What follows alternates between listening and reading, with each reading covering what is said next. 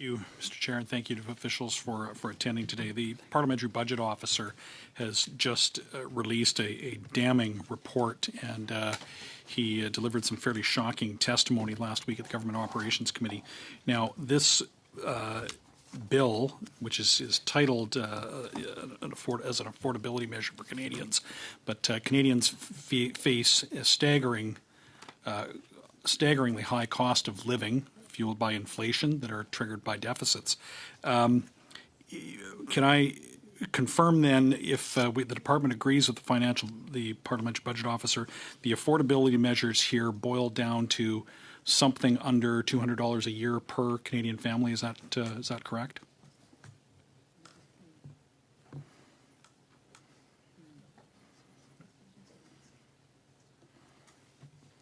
Hi, thanks for the question.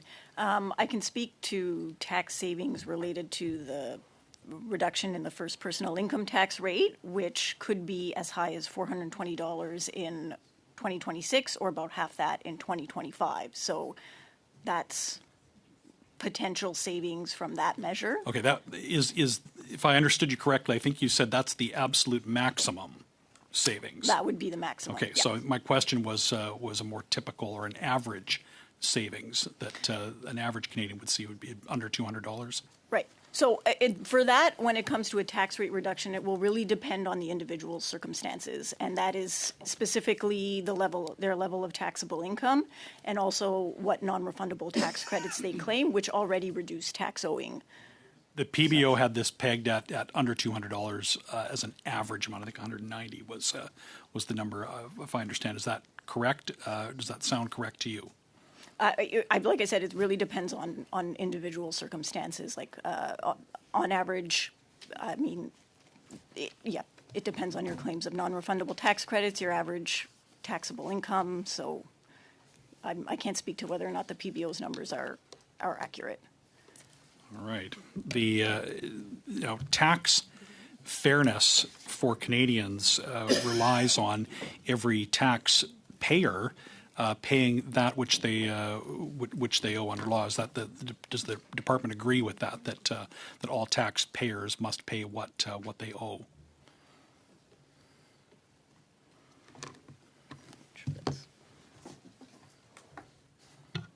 I mean, I think as a general statement, yes. I mean, we agree that. Okay. Under the law. So offshore tax filers have had enormous advantages in the tax system. There was a damning Auditor General report almost 6 years ago that pointed out that the department often gave months or even years for offshore filers to comply with requests for information, where a Canadian tax filer would automatically be assessed their the full amount owed whenever there was a request for information that wasn't complied with in 30 days. Is that still the practice at the CRA?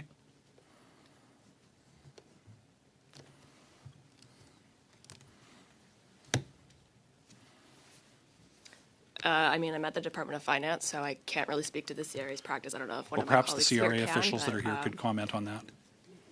I think so. 20 minutes? I think the question is how information requests are treated for non-residents versus Canadian residents. So I think, I mean, under the law, there's no different law for someone who's offshore versus. Okay, well, the Auditor General identified that the practice of the CRA was to give additional time for compliance, months or years.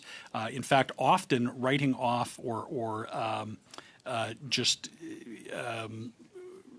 rescinding a request for information when dealing with a complex offshore filer, whereas a domestic filer with a simple return, if they don't give the information that's requested by CRA, the CRA would just assess the tax amount in question. So is that still the current practice of the CRA? Thank you, Mr. Chair, for the question.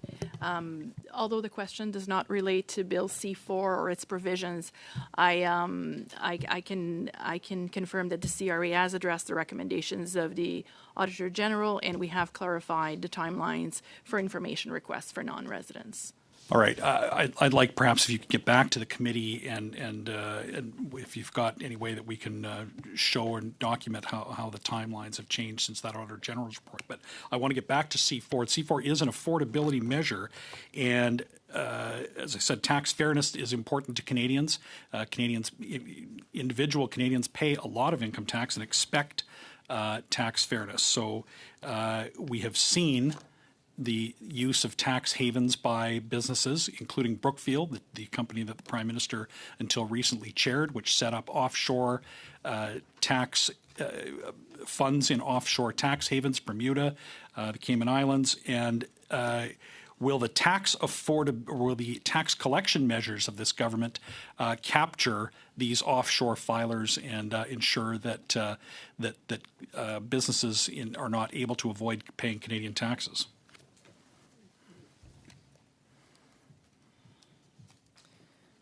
So, Mr. Chair, there's nothing in this bill that speaks to offshore taxes or to collections.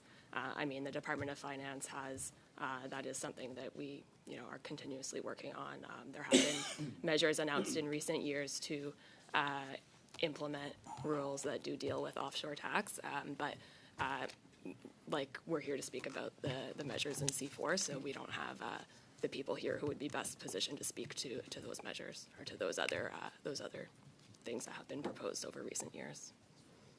Thank you. That's time. And if the witnesses have anything that they don't have answers for things today, they can always submit them afterwards as well.